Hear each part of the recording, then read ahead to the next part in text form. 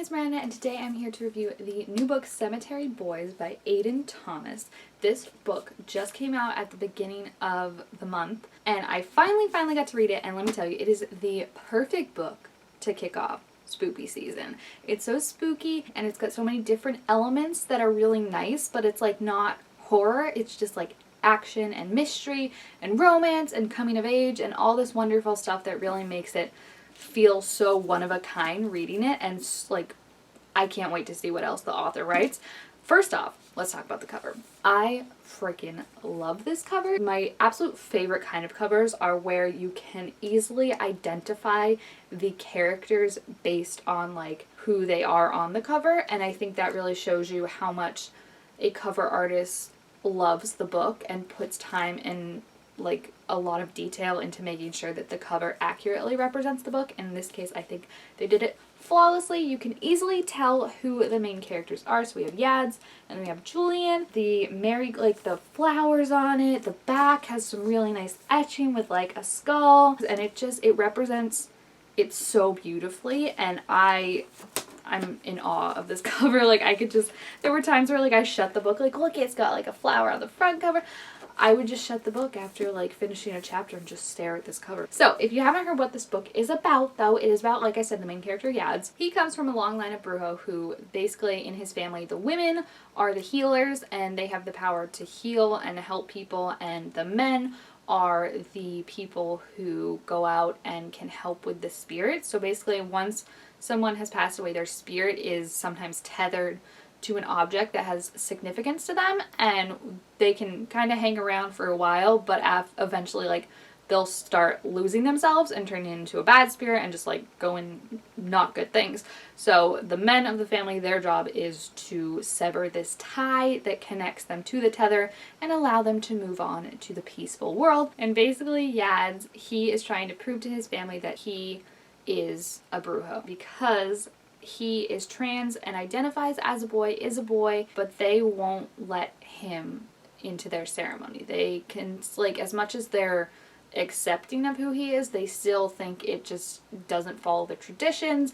They still accidentally misgender him and just kind of, he doesn't feel fully accepted, so he takes it on himself with his cousin's help to do the ceremony himself and present himself and basically just say like, you can't tell me that I'm not one of you because our patron Lady Death has blessed me and said that I do have this capability. On the night that they do this though, however, there just so happens that his cousin Miguel is also killed. And there's a thing with the family where when someone is killed, they can all sense it and feel it because of the connection between them. And normally like it'll be like a peaceful kind of, you know, like passing away, but this one is violent, very violent, and the problem is no one can find Miguel afterwards. They can't find his body or his tether to figure out what the heck happened to him. So with his newfound powers, he and his cousin decide to go upon themselves and try and figure out what happened because they won't let him investigate. They're like, this is for the men, but he doesn't find Miguel. Who he accidentally summons is the bad boy from his school, Julian, who they didn't even know he was dead. They just found out when they summoned him, and he has kind of no memory exactly of what happened to him. The last thing he remembers is his friend getting jumped and him like going to protect his friend, and then he woke up in the church. So they make a deal with Jules.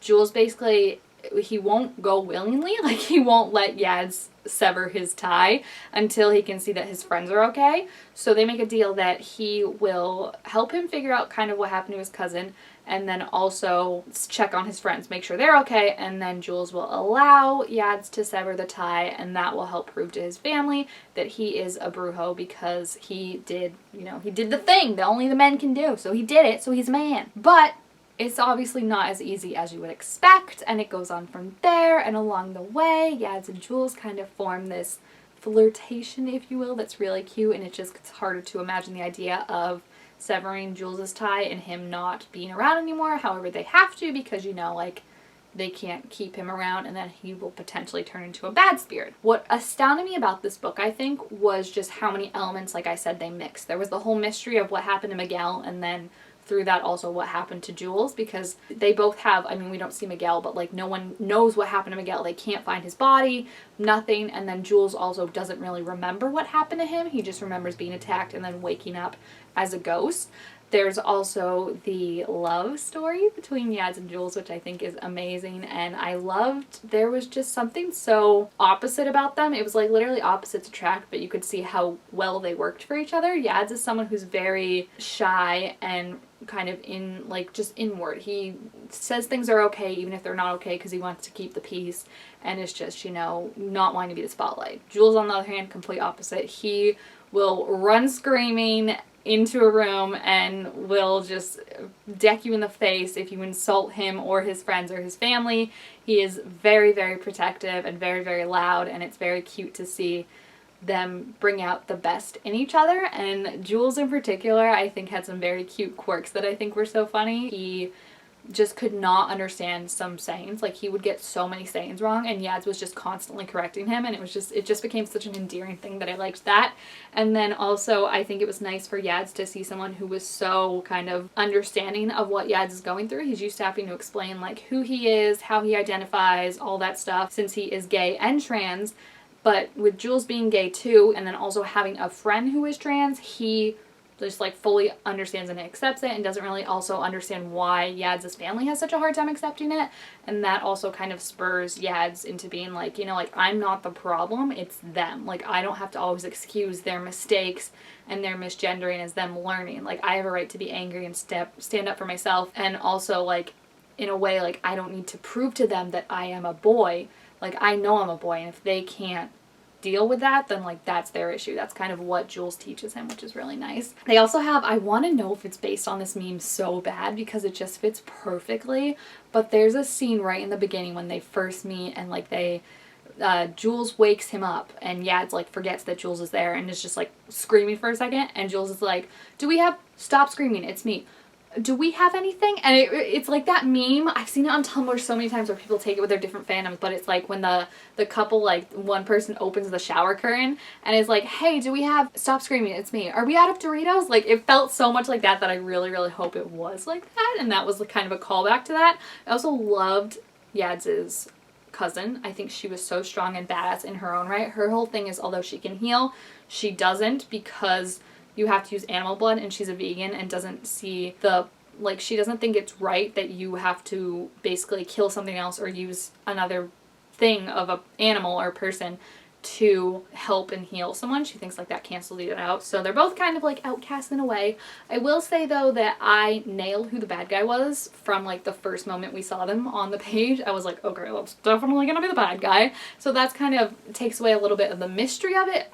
I would say just the who though. The how and the why is also very interesting to kind of piece together exactly what's happened to Jules, how it relates to Miguel, and again, they're doing this kind of on their own behind his dad's back, because if they found out what they were doing, they would put a stop to it right away and be like, no, like, this isn't for you. And I think it's very interesting because, again, it's kind of like, he's breaking the rules, but sometimes it's showing that, like, tradition and the way we do things isn't necessarily right. And there's a whole great speech from someone, I don't want to spoil it, at the end about how, we cling to tradition so much that it can almost eliminate us. Like, we don't realize that tradition doesn't mean we can't grow and change with the times.